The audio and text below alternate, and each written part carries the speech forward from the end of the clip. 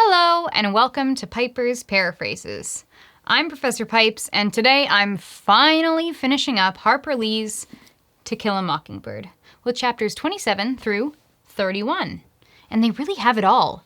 Mayhem, murder, people dressed up as agricultural products. You know, normal small town stuff. Let's get started.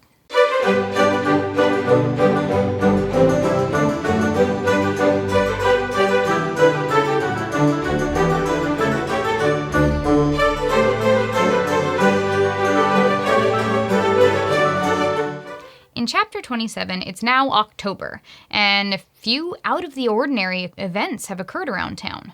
First, Bob Ewell got a job and then pretty much immediately got fired. What a surprise. Of course, he blamed that on Atticus. Second, Judge Taylor was sitting alone one night when he heard a prowler outside his house, but when he went to see, there was no one there and just a cut in his screen door. Spooky. Third, when Helen Robinson is hired by Link Dees, Bob Ewell begins following her to work, harassing and threatening her the whole way. Luckily, Link Dees is a dang boss and both insulted Bob and threatened to call the cops if he ever bothered Helen again. Link Dees. Funny name, great guy. All of this worries the kids and Aunt Alexandra since Bob seems to have a permanent running grudge against everybody connected with that case. Finally, because of some shenanigans and pranking last Halloween, the town decides to have a Halloween event and pageant at the school, and Scout is going to play a ham! Yay! Since Atticus and Aunt Alexandra are too tired to attend, Scout and Jem go alone, and thus began our longest journey together. Dun dun dun! In chapter 28, on their way to school on this dark, spooky Halloween night, the kids enter the schoolyard when suddenly they're attacked by a ghost! Ah! Okay, it's really just Cecil Jacobs jumping out to scare them, but still, definitely gave Cooper a spook. I know, it's okay. The kids hang out until it's time for the pageant, but Scout accidentally falls asleep. Listening to Mrs. Merriweather drone on and on would make anyone tired. Anyway, she realizes and enters at the very end, embarrassing herself and making Mrs. Merriweather super angry. Whoops. Since Scout's so embarrassed, she and Jem decide to wait until everybody leaves before they head home. And Scout decides to stay hidden in her costume. As they're on their way, the lights of the school go out, and they start to hear weird noises, like someone following them. Sounds like the start of a horror movie to me. Eventually, as they near the edge of the field, someone jumps out and wrestles with both Scout and Jem, and in the scuffle, they get separated. Scout hears lots of grunts and a scream, and someone almost squeezes the life out of her before they're pulled off of her. Soon, she hears coughing, and then nothing. And as she makes her way toward the street, she sees Jem being carried home by someone. As soon as she makes it home, Aunt Alexandra calls the doctor, and Atticus calls the sheriff. What the heck is going on? Oh, well, I guess we don't know yet. After Dr. Reynolds arrives, Scout worries that Jem is dead, but the doctor tells her he just has a broken arm. Scout goes to Jem's room to make sure he's not dead. What a good sister. And she sees the stranger who carried him, figuring he must be some farmer who was passing by. Soon, Heck arrives and tells everyone that Bob Ewell is lying stabbed and dead in the schoolyard. Well, that's a surprise. In chapter 29, Heck asks Scout to describe what happened, and she gives us some basic information, but she couldn't see much since it was dark and she was trapped in her costume. They were walking home and had reached the oak tree near the edge of the schoolyard when someone rushed at them and attacked them. She says that Bob tried to squeeze her to death, but Jem pulled him off of her. Heck notices that there was a gash in her costume where Bob had tried to stab her. Scout then says that she thought she heard a fourth person under the tree and realizes it was the stranger. Looking up at him, she suddenly recognizes the tall, pale, thin stranger. It's Boo Radley! Wow, he looks nothing like I'd imagined. In chapter 30, everyone heads out to the porch, and Scout and Boo Arthur, sit together and listen to Atticus and Heck argue about what to do about the fact that Jem killed Bob. Atticus starts to talk about how it's clear-cut self-defense, but Heck cuts him off, saying that Jem didn't kill Bob Ewell. Atticus says he's not okay with covering up what Jem did, but Heck makes it very clear he's not budging, and says that Bob Ewell fell on his knife. He tripped on the roots under the tree and fell on his knife. Eventually, it dawns on Atticus that Jem didn't kill Bob. Boo did. Heck says that he's not going to drag someone out into the limelight for everyone to praise when all they want to do is stay inside, and all they were trying to do is protect the kids. It would be cruel, and there would be no point. Get it? No point? Oh, too soon? Sorry. Heck says that Tom Robinson died for no good reason, and now the man responsible for it is dead. So they should just let the dead bury the dead. And then he leaves. Atticus asks if Scout understands why they have to say Bob fell on his knife. And she says she does, because telling the truth would kind of be like killing a mockingbird. In the final chapter, Scout leads Boo in to say goodbye to Jem, and then he asks if she'll walk him home. She does, and he goes inside, never to be seen by her again. Turning around, Scout looks down the block and imagines everything the way Boo must have seen it, thinking back over all the events of the story, and realizing that, to Boo, Scout and Jem were his kids, and he was there when they needed him most. At home, she finds Atticus reading in Jem's room and sits with him until she falls asleep. He brings her to her room, where she claims she wasn't sleeping. She heard the whole story he was reading. It was about kids who thought this monster was destroying things, but as it turns out, he was really nice. Sound familiar? Atticus reminds her that most people are, once you finally see them. There is so much character development in these chapters, both in the sense of dynamic characters and in the sense that we see the development of some characters into more than we expected of them. Of course, in a terrible way, we see this in Bob Ewell. Don't get me wrong, he was always awful, we knew that. But stalking, harassment, attempted burglary, and then attempted murder of children? He sank to an absolute new low. But then Boo Radley, freaking heroic. He saw that the kids were about to be murdered, so he risked his own life to save them. Now we know for sure that he's not the monster that Jem described. He's not the creep who lurks at night like Miss Stephanie claimed. He's not even just the kind recluse who gives little gifts to the neighborhood kids. He's a misunderstood, brave, kind, selfless hero who saw the kids as his own, since he never had the opportunity to live the life he probably initially wanted, before being trapped inside for so long. And as Scout states, he's a mockingbird, innocent, kind, and vulnerable, easily abused or taken advantage of. But Heck Tate refuses to kill this mockingbird by exposing him to the whole town. Apparently, somebody learned the lesson of the book. Finally, Jean Louise Scout Finch. She too has learned some lessons in these chapters, and truly begins to grow up as a result.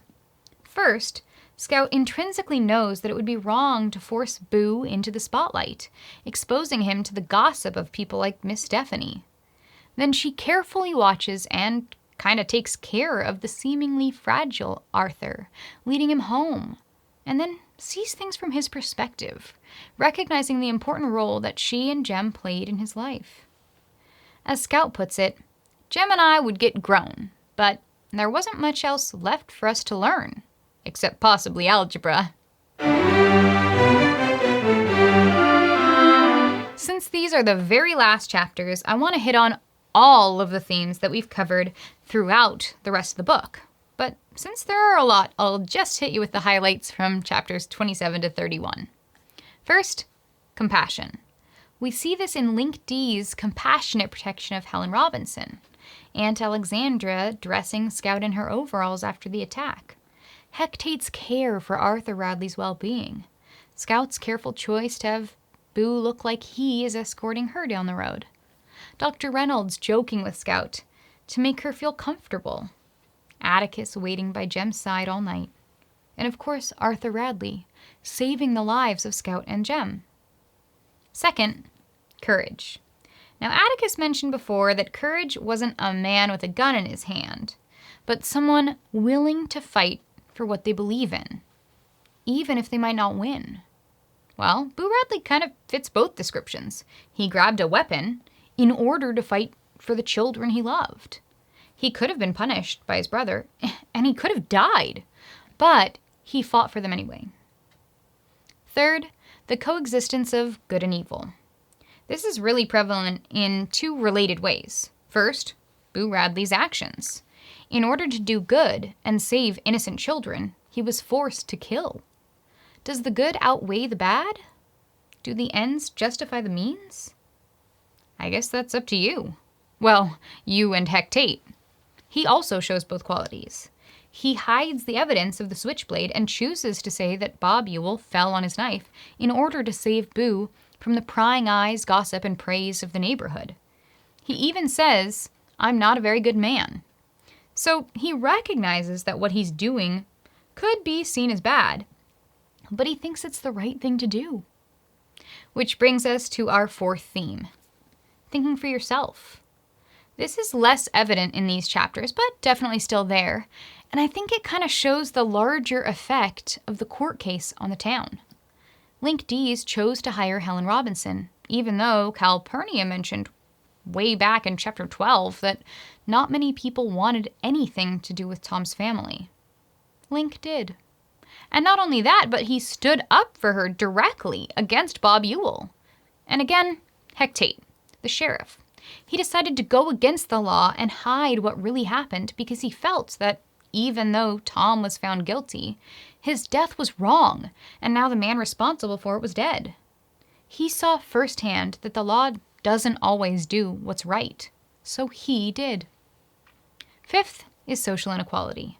Obviously, we see this in Hecate's reminder that Tom was a victim of systemic racism, but I would argue that we see it in another way here and throughout the story, through the character of Boo Radley.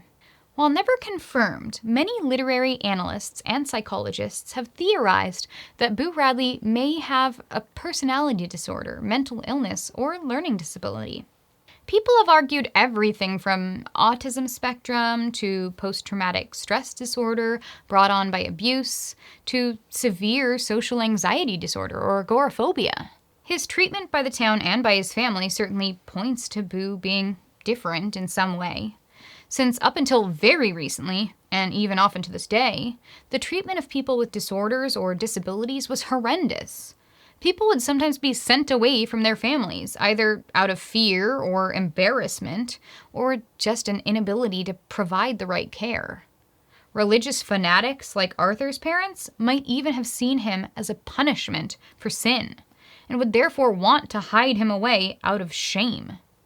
Even though we can't point to one surefire diagnosis for this fictional character, and we don't even know if his isolation was the cause or the effect of it, we certainly see how Boo Radley's treatment is evidence of social inequality, and how society tends to create outcasts of people considered different.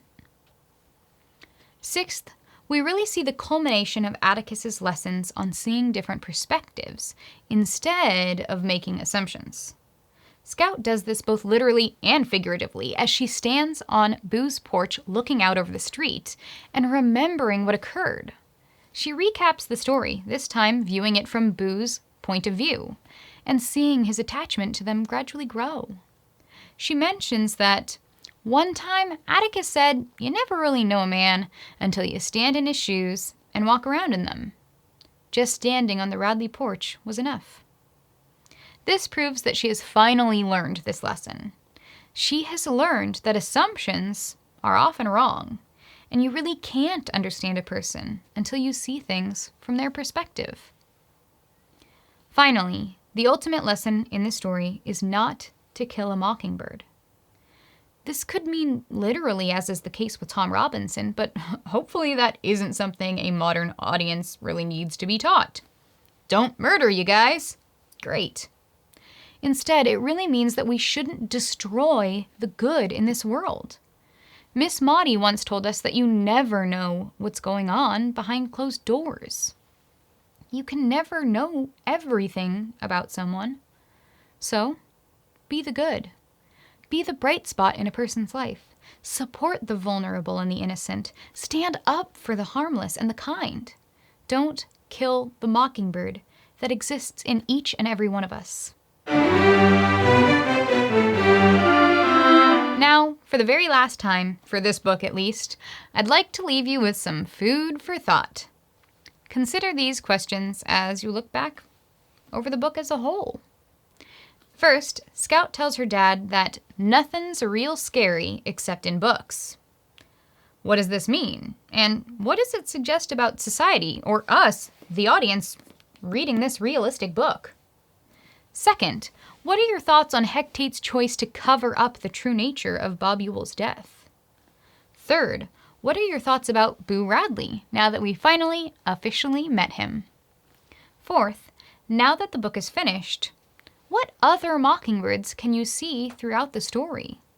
In what ways were they saved or killed? And finally, is this novel still relevant? And how might its relevance have changed from when it was first published during the Civil Rights Movement to today? Thanks for watching this episode of Piper's Paraphrases. Now go forth, read a bunch, and be good people.